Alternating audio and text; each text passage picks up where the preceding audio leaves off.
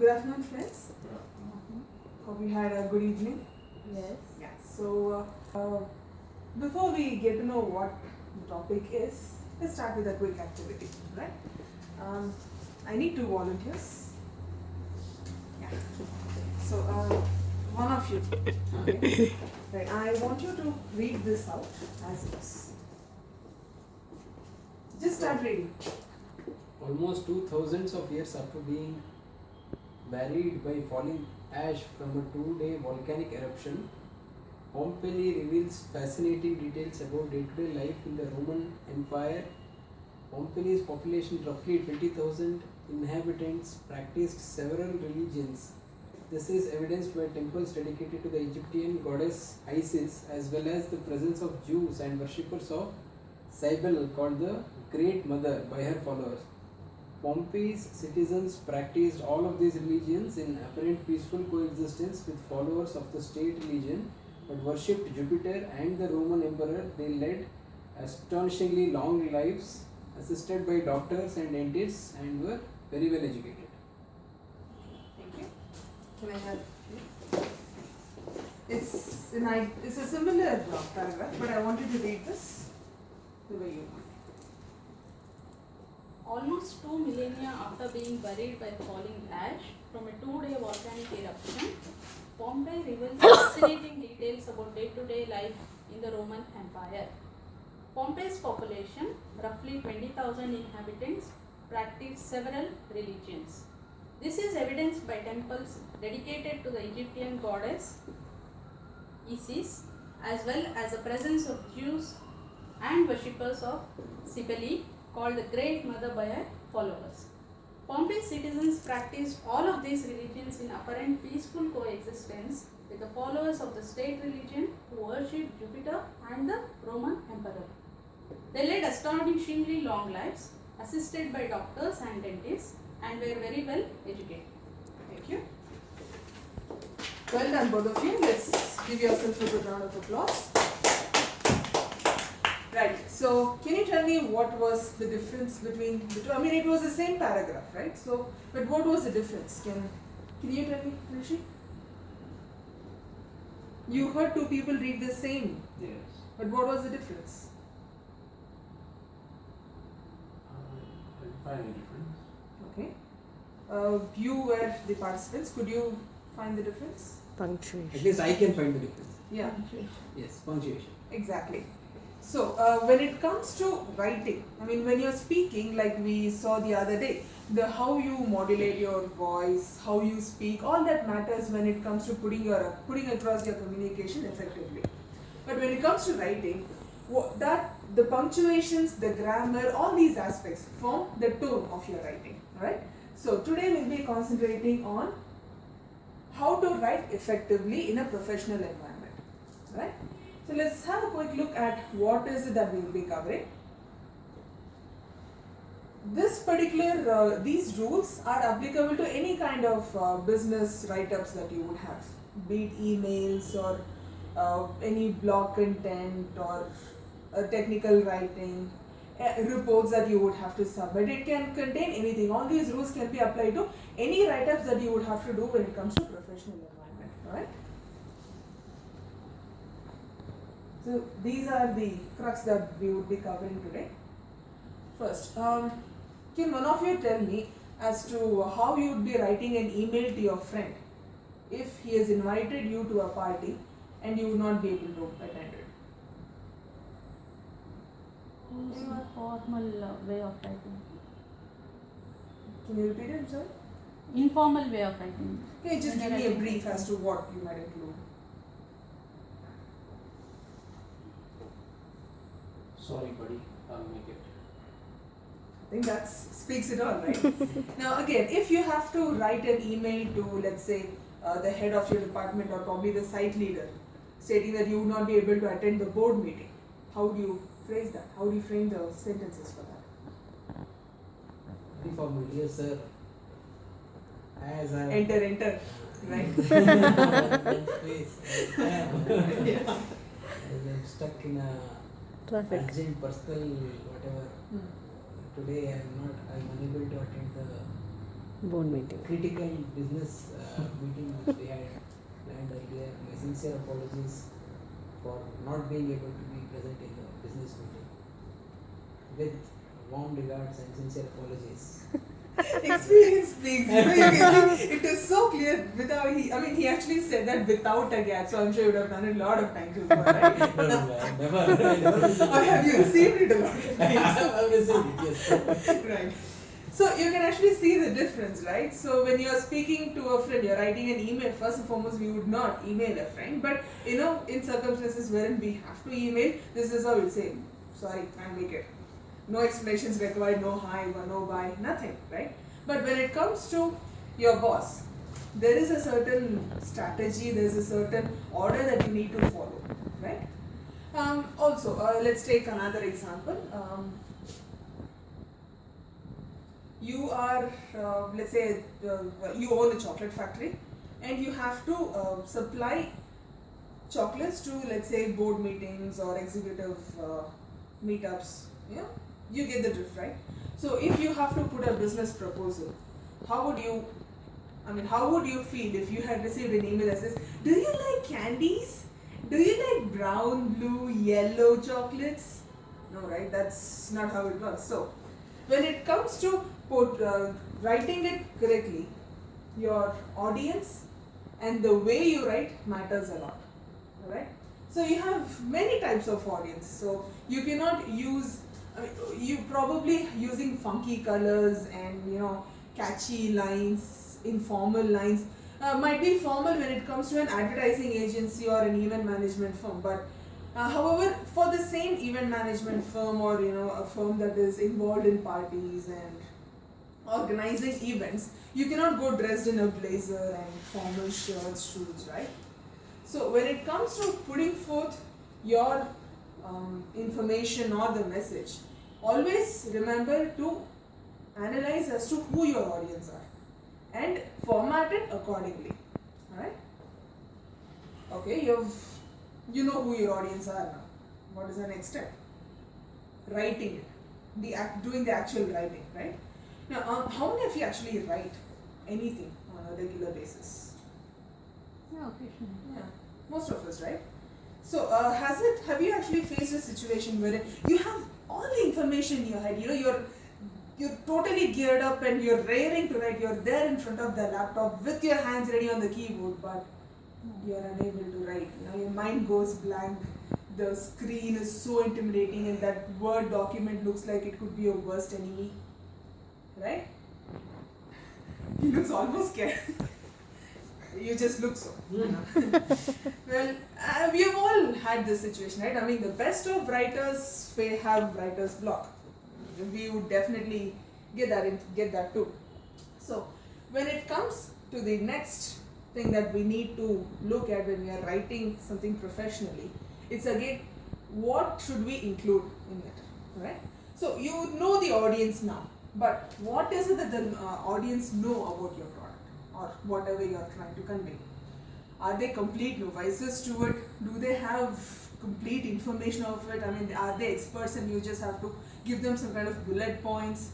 Or, is it in the form of a reply to a previously made communication, right? So all this comes into picture when you are actually composing whatever you are supposed to convey.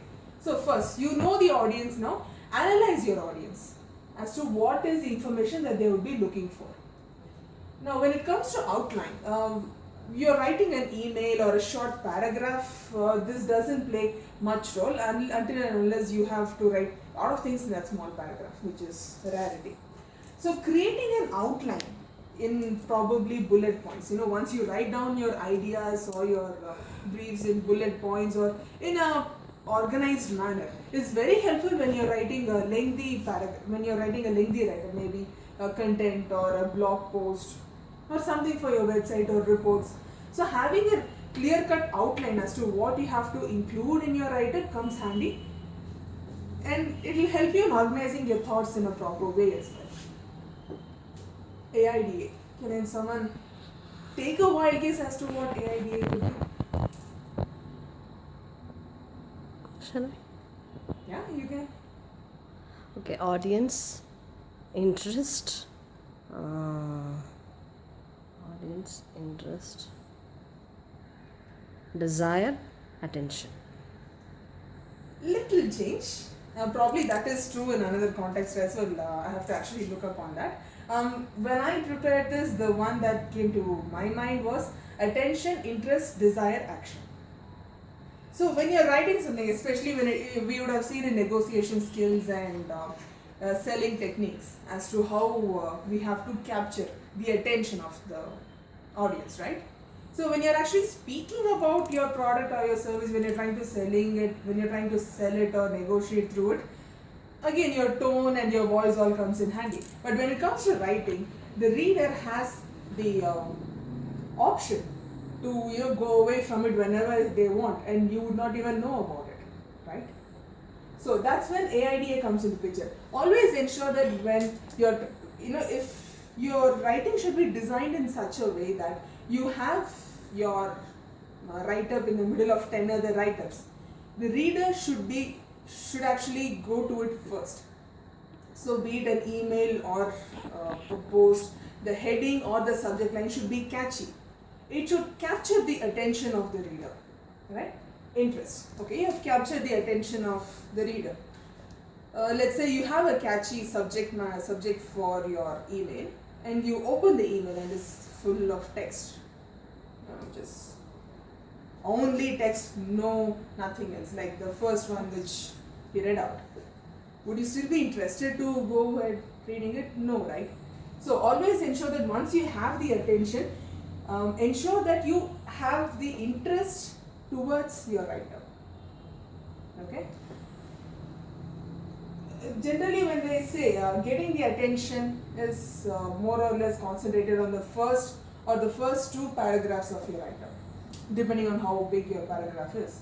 So the first few words actually captures the attention, the first subject, the heading captures the attention, and the first paragraph or the first two paragraphs ensures that you have the interest of the reader to your write-up. Okay, you've aroused the interest of the reader. Next is, what is D? Desire, right? Yeah. So I was just checking. So how to keep the desire?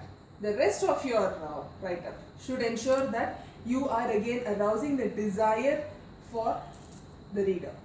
He might probably not need the product or the service at all, but your write-up should be such that he should desire and yearn for whatever is conveyed in your write-up, right?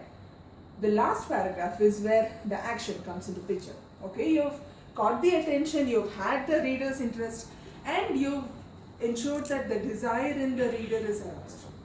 How do you make him take action? That should be explained in the action part. That's usually in the last paragraph of your write-up. Wherein, so let's say for example, time management or stress management, which we spoke about. You've actually ensured that you've completed that. So how to go about in managing your stress well? Would you like to learn more? Visit impt.com, or attend our course. So the actual action that the reader should be taking should be specified in the last paragraph. So this is so once you structure it in this way, this is probably the foolproof way until and unless you go wrong with grammar or the content. The structure is well defined. You are sure to capture the attention, interest, desire, and ensure that the reader will take action as well. Needless to say, you might be sending an email to someone blasting royally, yet be courteous, right? You cannot use all F's and D's in a professional email, right?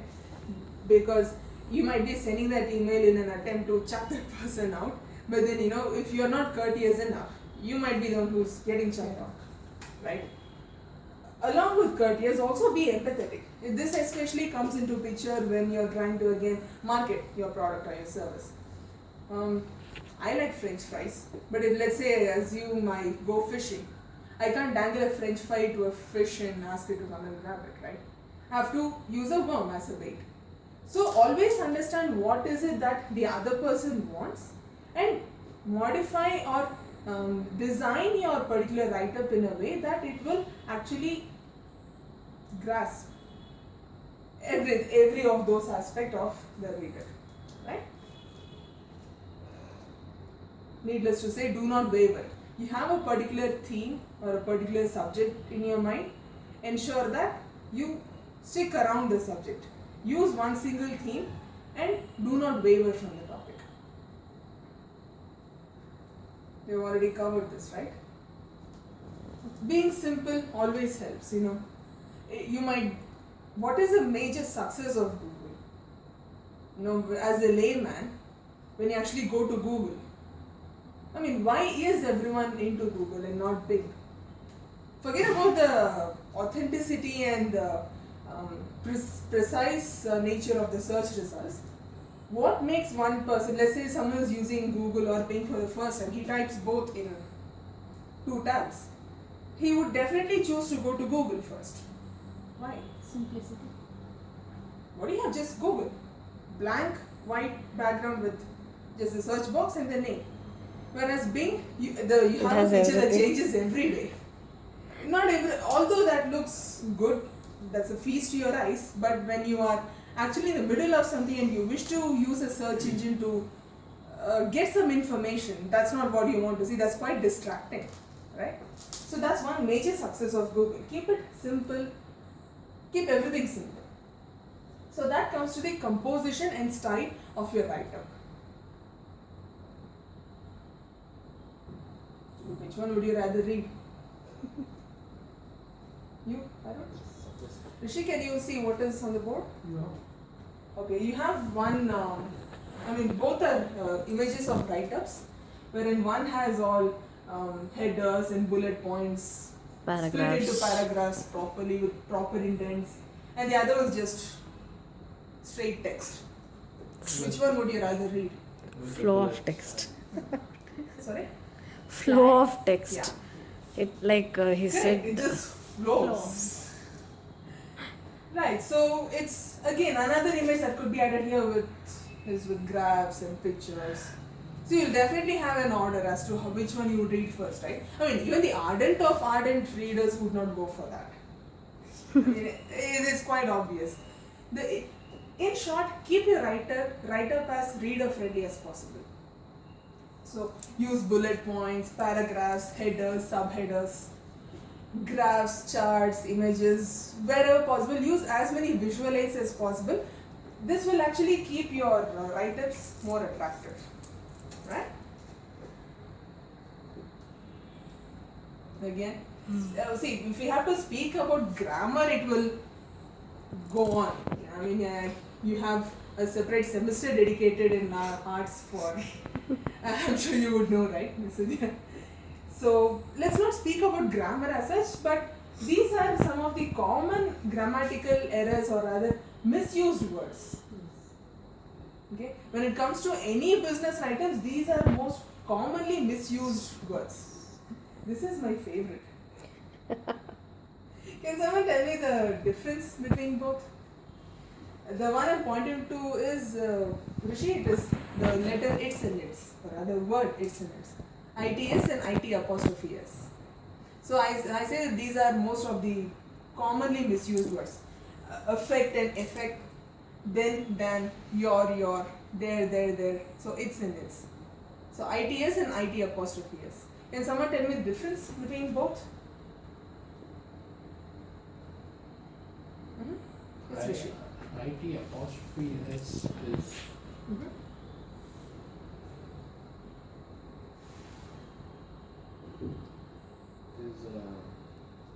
It is.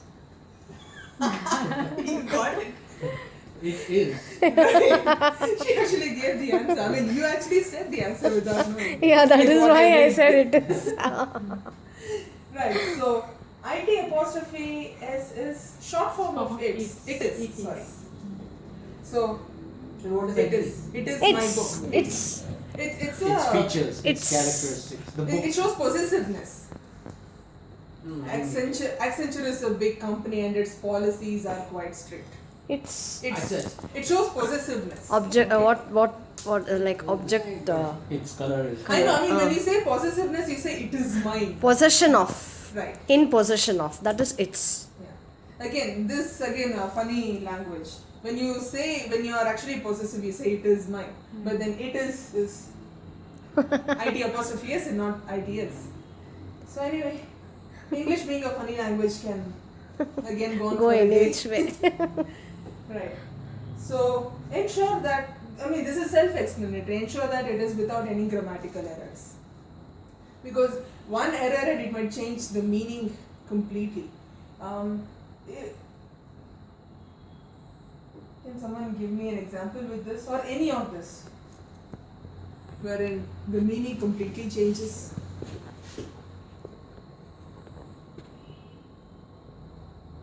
Either this or any example of your choice. Okay, I'll give you Mm-hmm.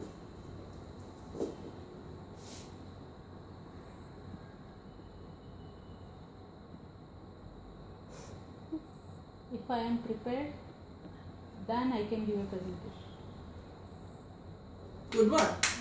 It should be then. Then. I use then. Yeah.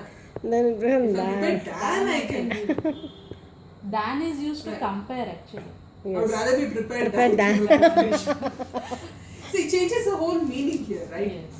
So, avoid grammar mistakes. Any step can be accepted except this. Classic. Again, good job. Alright? Well, this might actually seem right if you're in an SMS. Well, SMS is not professional language. It's all shortcuts. What do you think this is? Why is he behaving like this? Maybe he's reading the first letter. to be sure. Probably. So Rishi, here you have a picture wherein there's a guy sitting in front of a computer and he's looking at the screen and going, ugh. Disgusting. Yeah. Why do you think he's doing that? Think about guess. Words are jumbled. It's hung. He was hungry. No? No, if it is hung, I don't know, if I were that person, I would probably bash this system. I wouldn't be disgusted by it. Well, let's see as to why he used that. It says proofing. Now would you like to take a guess? Spelling mistakes? Could be anything. I mean, Yeah. He's proofreading Proofreading, some document. either that or he's received a document that's not been proofread at all and it's got everything that we just spoke about avoiding. This is one thing that we usually don't do, right? Especially if you are, proofing will go wrong more often than not when you are the creator of the write-up. You've written it from start to end. And you're proofreading it, you generally tend to just read the content. You don't read it word by word or sentence by sentence. So you just read it, in one shot and ensure that it conveys whatever you wish to convey. That's it. But however, when the reader gets the document or gets the write-up, it is not the same for them, right? They are getting it for the first time. So always ensure this headers and subheaders are something that we usually tend to ignore while proofreading. Trust me, I used to do that. Until I had a bad experience with this. So ensure you read headers and subheaders, especially if they are sentences and not just phrases. This usually helps. When you're, again, it comes back to the same thing. When you're reading the document in one shot, you tend to go at a faster rate. So this and the next point really helps you to slow down and go word by word and ensure that the spellings, grammar, punctuation, everything is correct. Especially when you read something out loud, like what just happened with the exercise we started off. You know that there is something wrong. I could see your face change so many times that you could not actually comprehend what is it that you're reading. You're reading, but it doesn't make sense, right? So that's how, when you're actually reading and you find that something doesn't make sense to your own head, then there's evidently something wrong with it. Either that or you're reading it incorrectly. But that happens quite less often. Right? So this the second and third point usually allows you to slow down and ensure that you can grasp the mistake. Bless you. Confusing, huh? I mean, this sounds weird, but it definitely works. Again, even if we do the first 3 points, we'll still be concentrating at least 50% on what the content is. When you actually start from the end and go work your way towards the beginning of the document, you tend to lose concentration on the content, and your proofreading will be 90% successful, 90% more successful from if you're reading it from end to beginning rather from start to end. So start off either with the last paragraph or preferably even with the last sentence. Work your way backwards, and that is sure to ensure that there are completely no mistake from a literature point of view. Right?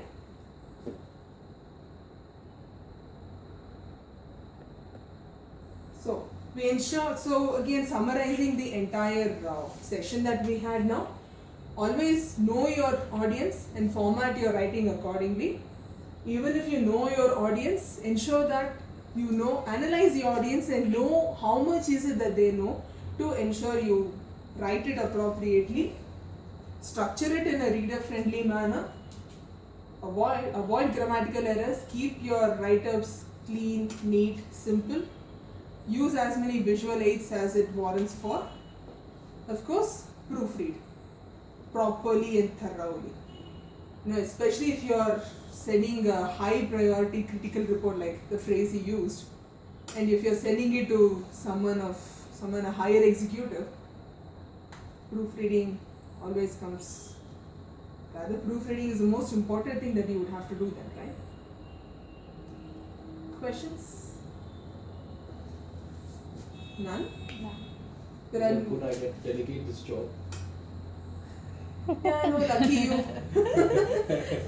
Well, at least you can pass on these pointers to the one who's actually whom you're delegating the work, right? So they don't end up making mistakes and they don't spoil your name. Alright, thank you.